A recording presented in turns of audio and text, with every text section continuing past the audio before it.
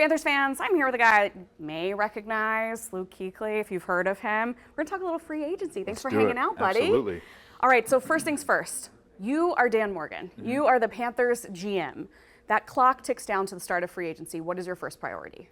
He's got to be thinking, how can I make our team better? How can we get the guys in this building that are going to make us better? Obviously, they took care of Brian. They got the tag out there. We'll kind of see how that evolves. But the next thing you got to figure out is the guys on our team, who do we want to keep around? So trying to free up cap space, trying to make our roster better. I think that's their mindset every time is how do we make our team better? How do we create cap space? How do we give ourselves the best opportunity moving forward? You, in your illustrious career, you did spend a year scouting. So when this time comes around, do you feel that itch of like you want to bring out your boards, watch some tape, and look at some guys? Well, I think I was in that situation. It was a couple years ago, but you watch so many guys, a couple hundred dudes, and there's 5 or 6 guys that you have circled that, hey, when I get my name called and I get to talk about some guys, I'm going to talk about these guys. And I remember one of the guys, I think it was Matt Allen or Robert Hanrahan, they had Frankie, and they were like, we can't wait to talk about Frankie. Yeah. And I was like, why? Because I didn't have the Jets. He was on the Jets, and I didn't. And he wasn't the Frankie Louvu that he's become with the Panthers at that point. Yeah, with the Jets. but they saw it, and I remember those guys were so excited because they're like, this guy is exactly what we need. He's got energy, he's got passion, he can play football, he's got multiple position ability. So I think that's the exciting part for the guys upstairs is they've spent so much time watching all of these guys, and they've got a handful each that they like that they probably can't wait to talk about. It's funny that you mentioned Frankie because I was going to ask you about him. So we heard Dan Morgan say that he wanted the dogs here. That is the mentality that he wants. And I wanted to ask you about the impact that free agents can make in the locker room. So one of the first that came to mind was Frankie Louvu and what he's done here.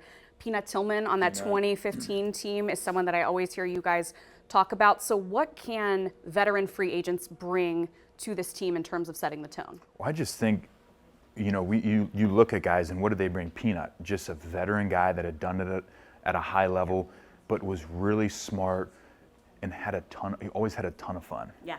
So you had him, and he could coach the young guys. He was really good for Josh. Then, I'm looking on the defensive side of the ball. We got Roman and Kurt Coleman. So I think we had Roman first, and then Kurt came the following year.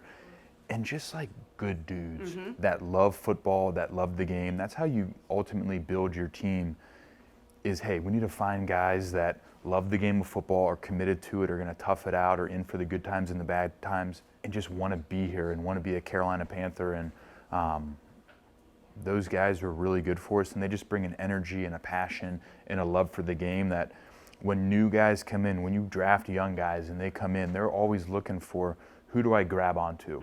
And the more guys that you have on your roster that are tough and love football and are going to do anything for the team, the more opportunities guys have to talk to each one of them. So I think that's the value of older free agents, are guys that get the game, know how to play it, love football, and can teach young guys. And one thing I think is interesting is like those guys that you were talking about, everyone still talks to each other. And I think that's such a mark of the camaraderie that was built even in a short time. It doesn't have to be someone that's a homegrown player for you guys to bond. And that's always, I just think that's so neat, with those free agents that have come in, even, only here a year or two, and the bond that you guys built, especially in 2015. We talked a lot about defense, but I want to ask you about, of course, I want to ask you about offense. So you broadcasted almost every single game for the Panthers last year, our radio broadcasting crew. We love to see it. You got to see Bryce a lot. And also, and I would almost even say more importantly, you got to spend some time with him off the field making those Panthers pancakes at the Super Bowl. I saw that. First of all, let's just get this out of the way. Who's the better artist? I mean, I thought my pancake was... I'm just going to talk about my pancake. Can I say this? And this is no disrespect to Bryce, because mine would just be a blob. Yours almost looked too good. Like, did someone help you with that? The problem with mine was I didn't realize they were going to flip it over, so my Panther's head was looking left. Every Panther's head is supposed to look right, so Bryce's looked right. Mine, I thought mine artistically was good, but it was, when they flipped it over, it was facing the incorrect direction. So it's like a 50-50. His was facing the correct way. Yeah, I thought you both did good. Like I said, it would have just been a jumble of colors. But you have had the chance to get with him off the field and obviously watch him on the field. So what is your take on him and where he can go? I think last year, what he showed, and I've talked about it a lot, is toughness. I think physical and mental toughness. He got hit a lot. Obviously, we struggled last year on the offensive side of the ball, but his ability to show up every game, get up, run to the sideline, come back on the field. I just think shows, yeah, all the football stuff's going to come, but what we got in Bryce that you can't take away and that he really showed last year was how tough he is. But I think all the football stuff certainly is there, and when you talk to him, he's competitive, he's smart. I think he processes extremely fast. And I think when you look at quarterbacks, the number one thing, if he's got a great arm but he can't process, he can't play. If he's big and fast and can run, but he can't process, he can't play. I think Bryce processes extremely fast, and he's very accurate. Well, I don't think there's higher compliments that you could hear from Luke Kuechly. Fast processor and toughness. Thank you so much, as always, for hanging out. This was great. No doubt.